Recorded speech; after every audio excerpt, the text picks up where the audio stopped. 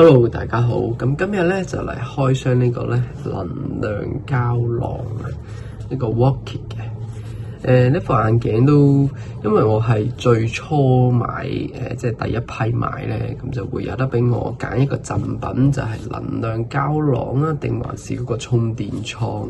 咁最尾係揀能量膠囊。點解咧？因為充電倉你諗下喎，佢其實一個眼鏡盒底下充電。但係當你要充嘅時候，其實你係要除低副眼鏡落嚟嘅。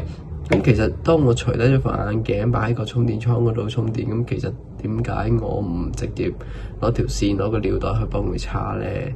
其實個作用係一樣嘅，即係我點都係冇得用嗰副眼鏡。但係呢個能量膠囊咧就可以俾你咧係一路用住副眼鏡，一路去叉住電。咁我哋今日嚟開箱。裏邊咧就會有一個能量盒咧，係可以俾你插 USB-C 去叉電。叉咧就係叉呢兩粒電仔嘅，裏邊咧就會有兩粒電芯。兩粒電芯咧，佢咧基本上咧就係嗰個直接拍入去你叉電，但係咧感覺上咧個重量咧都有少少重量。咁而家咧，去到加埋呢個能量膠囊咧，因為咧佢個充電位喺後面，會唔會係更加好咧？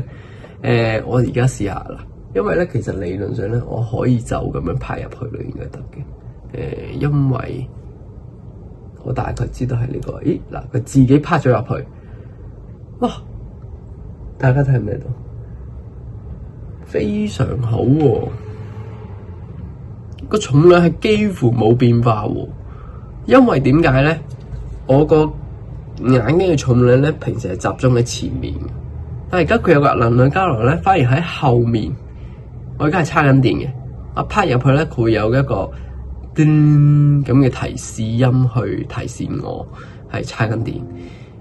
而個重量變化方面咧，冇話左右有冇咧，幾乎唔覺得唔 balance。而副眼鏡本身嘅重量集中咗喺前面，佢而家喺後面咧，反而係好似 balance 咗。呢個能量膠囊雖然好貴，399蚊人仔。若然你話係要持續超過12個鐘嘅續航力，其實呢個能量膠囊就幫到你。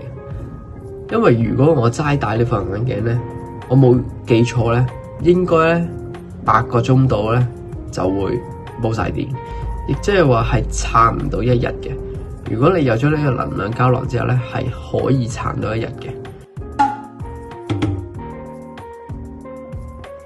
咁我會之後再持續用一段時間去睇下，究竟呢個能量膠囊係唔係真係對副眼鏡係好咗定衰咗，定係即係個舒適程度係點樣呢？我哋之後會再拍條片。好，我哋今日去到呢度。如果大家鍾意呢條片，不妨俾個 like、share 同埋 subscribe。